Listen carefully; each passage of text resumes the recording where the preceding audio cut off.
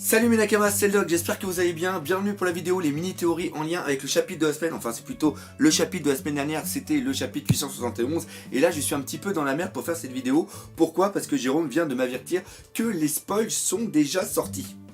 Donc je vais faire une vidéo pour dire ce que je pense qui va arriver dans le chapitre prochain ou dans les chapitres d'après.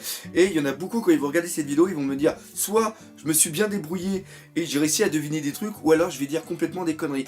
Mais ce que j'ai surtout peur, c'est que vous, dans les commentaires, vous me spoiliez ce qui va arriver, que vous me racontiez les spoils. Donc encore une fois, s'il vous plaît, parce que je lis tous les commentaires, si vous allez spoiler, vous allez raconter ce qui va se passer par rapport aux spoils qui sont sortis, ça fait beaucoup de mots spoil, mettez le mot spoil en très gros dans le début du commentaire, comme ça moi ça m'évite de lire les restes, ça m'évite justement de me faire spoiler. Bon, je pense qu'on a tous compris le début de cette vidéo. Comment se termine justement ce chapitre? Il y a pour moi trois faits vraiment importants. C'est que Luffy a fait une attaque contre Big Mom et ça a été une transformation en Gear 4, et après le Gear 4 il est parti.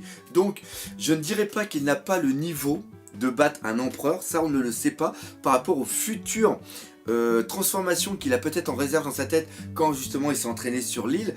Par contre, c'est que là en ce moment il n'a pas les capacités physiques, il n'a pas l'endurance, il n'a pas le haki, il n'a pas la force de mettre ça en place. Donc pour moi, un combat entre justement Luffy qui va faire une barrière pour que les autres puissent partir, c'est absolument impossible. Deuxièmement, les Vinsmoke sur lequel je mettais énormément d'espoir pour faire une sorte de barrage, même avec leur armée que je pensais qu'allait venir pour un petit peu contrer cette force qu'avait la famille de Big Mom, pour pouvoir permettre justement à Capone et le reste de l'équipage de pouvoir partir. Ça malheureusement on voit que c'est totalement out parce qu'ils sont tous au sol. Et la troisième information, c'est tout simplement qu'il y a un membre du CP0 branche information, renseignement du CP qui est présent. Donc ça peut encore jouer sur le futur. Et après, la dernière chose qui est haute, c'est tout simplement le Tametebako qui a explosé et qui a fait chuter la tour. Et à partir de ça, on peut faire certaines extrapolations, certaines mini-théories pour la suite. Donc il y a une chose qu'on est sûr à 90%, c'est tout simplement qu'il n'y aura pas de combat final entre Luffy et Big Mom qui va permettre justement la chute de cet empereur et de pouvoir faire un festin et après de pouvoir repartir vers Wano Kuni. Donc obligatoirement il va y avoir une fuite. Et là il y a un élément important qu'on avait complètement oublié et que j'ai revu dernièrement quand j'ai fait les critiques et analyses des épisodes, c'est tout simplement le sous-marin. Et oui, il y a encore le sous-marin. Donc là on a deux possibilités. Soit Franky est vraiment en avance sur son temps et il a fait un ordinateur de bord qui a permis au sous-marin de directement rentrer au Sunny. Mais ça j'y crois pas du tout. Donc je ne vois pas le Tucson Sunny, enfin tout l'équipage partir avec le Tucson Sunny et oublier le sous-marin. Franky pèterait un câble, c'est un petit peu son bébé. Pourquoi pas que le sous-marin serait un élément de fuite pour l'équipage des Mugiwara et l'équipage de Capone. Alors là il y en a beaucoup qui vont me dire c'est complètement illogique parce que tout le monde ne peut pas rentrer dans le sous-marin, il y a de la place pour à peu près 2, 3, 4 personnes grand maximum, et là ils sont hyper nombreux. Mais il y a un truc qu'on a complètement oublié, c'est que tout simplement on peut mettre tout le monde dans le corps de Capone. Capone se met vol justement avec César pour aller au sous-marin. On sait que Brook peut courir très vite, et une fois qu'ils sont dans le sous-marin, et bah il y a seulement que Brook qui sort pour conduire le sous-marin, et après le reste de l'équipage, le reste des personnes sont dans le corps justement de Capone, et ça permet d'aller jusqu'au Tucson Sunny. Alors maintenant, là il y a une autre très grande question, c'est-à-dire que une fois qu'on a trouvé le moyen de partir qui est le sous-marin, comment César avec Capone peut réussir à partir?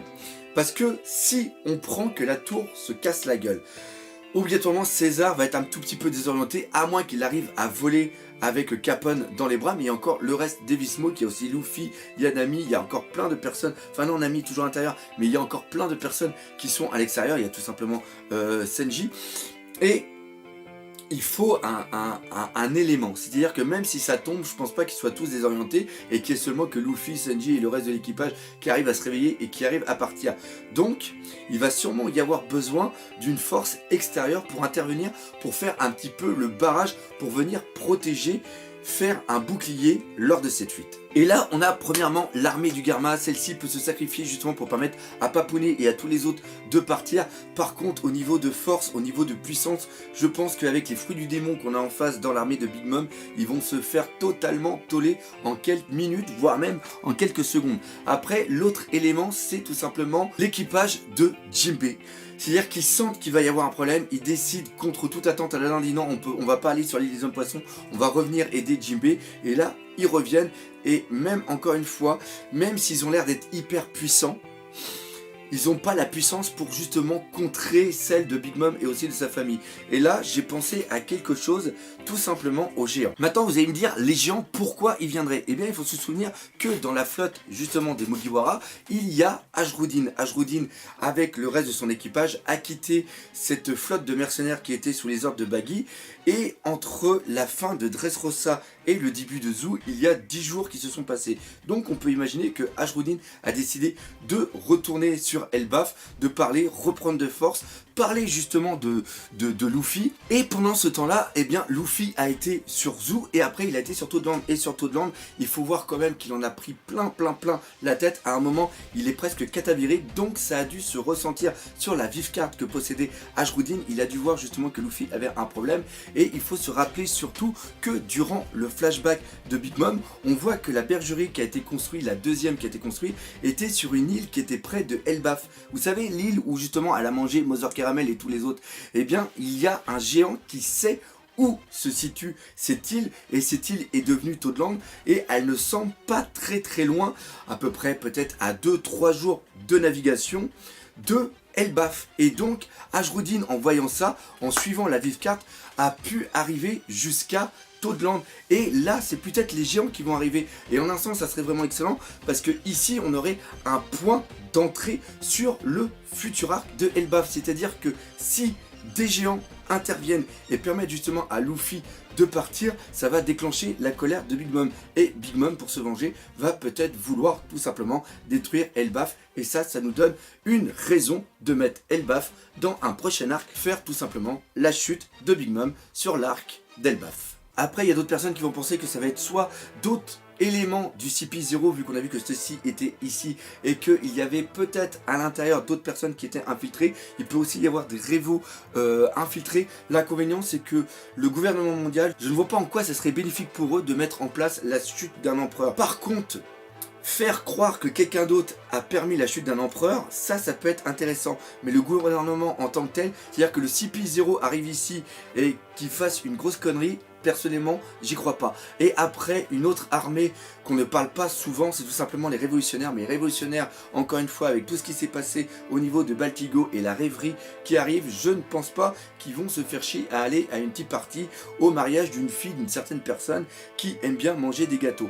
Maintenant, qu'est-ce qui pourrait rester encore? Eh bien, tout simplement Shanks. Mais franchement, si Shanks arrive et sauve tout le monde, je pense que ça serait un petit peu redondant par rapport à Marineford. Donc voilà un peu ce qu'il y avait sur ces mini-théories, encore une fois, à travers la Japan Expo qui s'est passé, la fatigue qui a été accumulée, et ainsi la voix qui commence légèrement à partir en sucette. On va arrêter la vidéo ici. De toute façon, demain, il faut que je reprenne des forces, parce que tout simplement, il y aura le chapitre 872, et je ne veux pas être spoilé, mais j'espère que ça va envoyer du lourd, et je pense franchement que ça va envoyer du lourd. Donc voilà, c'est là-dessus que se termine cette vidéo. J'espère que vous l'aurez apprécié. Si c'est le cas, n'hésitez pas à partager, parlez autour de vous, laissez des commentaires et défoncez la gueule de ce putain de pouce bleu. Et nous, comme d'habitude, on se quitte sur cette phrase. N'oubliez pas le principal, One Piece, c'est la vie. Allez, salut mes Nakamas.